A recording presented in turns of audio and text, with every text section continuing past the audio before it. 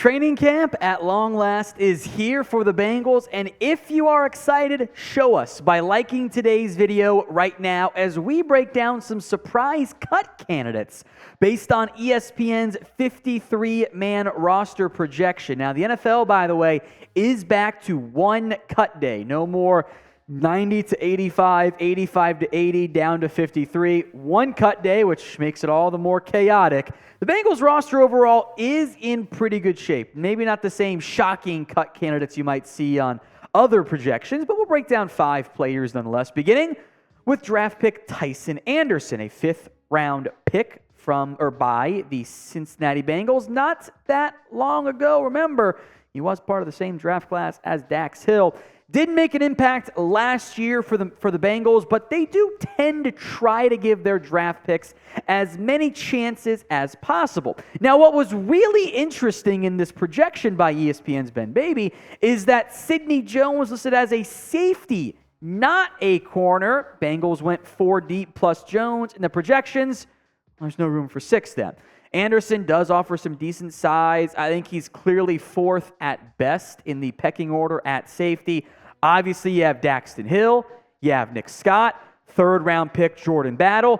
ESPN made room for Sidney Jones, who I think is going to play corner. Maybe I'm wrong. Wouldn't be the first time. Won't be the last. We'll see what happens in camp, I suppose. But he got some cornerback reps during minicamp, I thought. And then Michael Thomas, who is a core special teamer. No, not the receiver Michael Thomas or the other receiver, Mike Thomas, who played for the Bengals.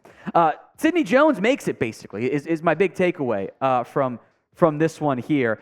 8 receptions, 14 targets, 99 yards, allowed 0 scores, 1 PBU, a former 2nd-round pick who had the brutal Achilles injury in his pro day at Washington. 2nd-round pick by the Eagles, never quite fully recovered from that perspective. Curious to see if he ends up making an impact or if he doesn't make the team at all. He's not guaranteed a roster spot in the end.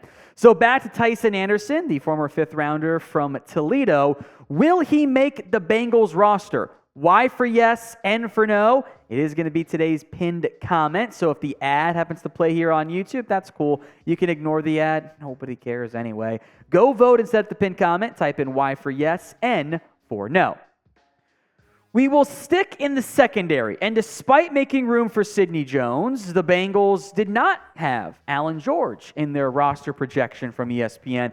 George impressed the Bengals last year. He was a UDFA, made it to the practice squad, got called up later on in the season, only played 36 snaps on defense, but still, UDFA that I don't think many of us, if any, were excited about him as a UDFA, but he found a way to impact the team in a positive sense and is now still fighting for a roster spot in a unproven to an extent, but intriguing cornerback room in Cincinnati. Now, special teams, I do think, will play a key role in who makes the Bengals roster since there's not a lot of defensive impact, and you want that 5th, 6th, and or 7th corner to play a big role on special teams. George was targeted 4 times last year in his handful of snaps on defense.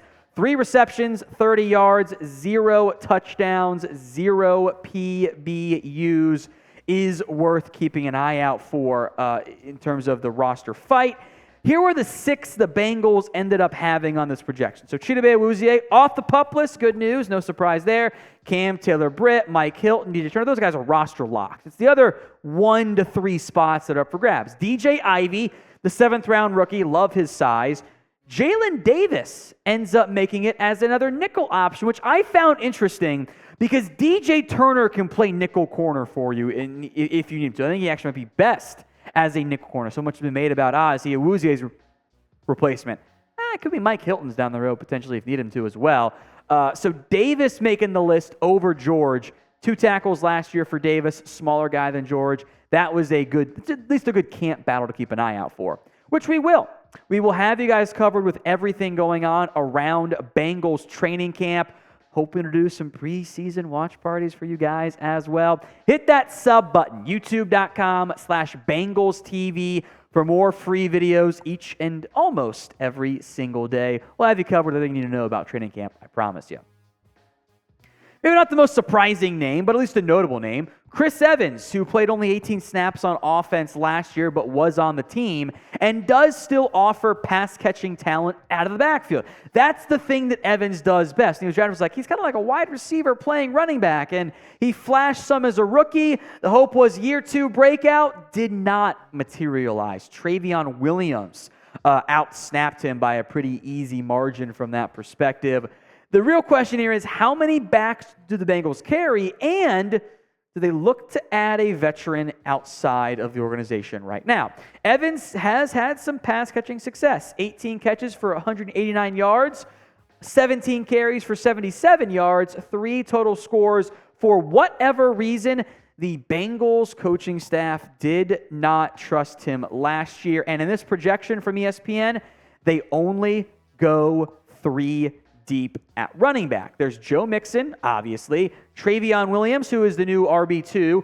Chase Brown, I think, makes this team, might not play that much this year.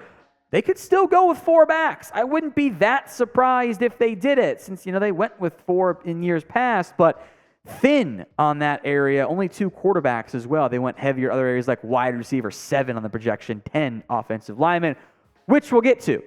But I want to hear from you guys first. Name a player who you think ends up getting cut.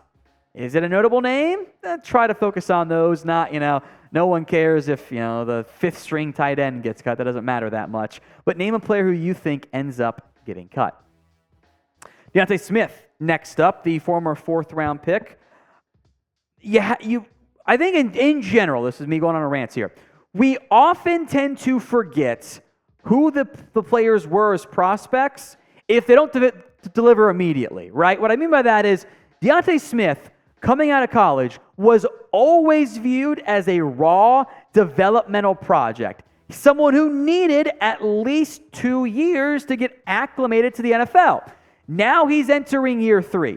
This is his chance to show what he can do. So I know he hasn't played. He's played 3 games, 56 career snaps in his time in the NFL. Hasn't been great when he's been out there. But this was always the training camp he was supposed to step up if it was going to happen. It was not supposed to be in year 1. That was an unrealistic expectation. It was always this guy's got great length, great athletic ability. He needs time to learn and get his hand usage in their correct placements. He needs to grow and develop. So I don't want to write him off immediately and say I think there's a chance he makes the team still, especially with what the ESPN predictions had. Couple roster locks: Orlando Brown, Cordell Volson, Jackson Carman, Ted Karras, Alex Kappa, Jonah Williams. They did have Trey Hill, which I found curious. That ends up happening. I think he's fighting for a spot here. Hakeem Adeniji, Sharping, and La'el Collins, which I think might be getting a little bit ahead of ourselves. La'el Collins is on the PUP list right now. He is recovering from a nasty knee injury suffered in Week 16. I would be surprised if he's, off the PUP list for Week 1. Or maybe not surprised, but I would lean towards no. Surprised if he's off that list in the near future. I think it's going to take some time. If Collins does not make the roster, that would then open up a spot, at least he's not healthy for the roster, I should say, would open up a spot for somebody like Deontay Smith. So back to Collins here. Will he be ready for Week 1? 1 for yes, 2 for no. Go vote in the comments section. And defense to end, just like we began. Markus Bailey. Now, he's been a backup for a few years. He had some injuries at Purdue.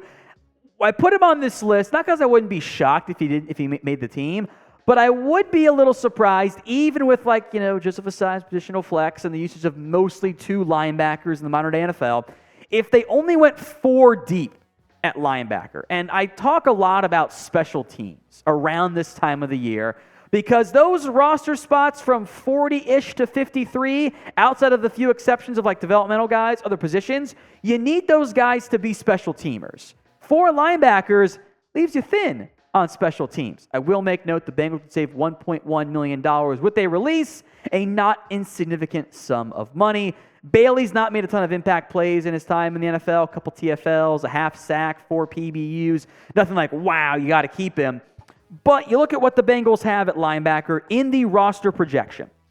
It's Logan Wilson, it's Jermaine Pratt, Akeem Davis-Gaither, it's Joe Bocci, and that's it. Only 4 linebackers, which is significant in light of the special teams status here. So the 2022 regular season special team snap leaders, Clay Johnston, interesting, not back. Akeem Davis-Gaither, Michael Thomas, that is the safety, by the way. Markus Bailey, of course, we just mentioned he's fourth on that list. Stanley Morgan, also not a player that was on this projection. He's a wide receiver, probably won't make it.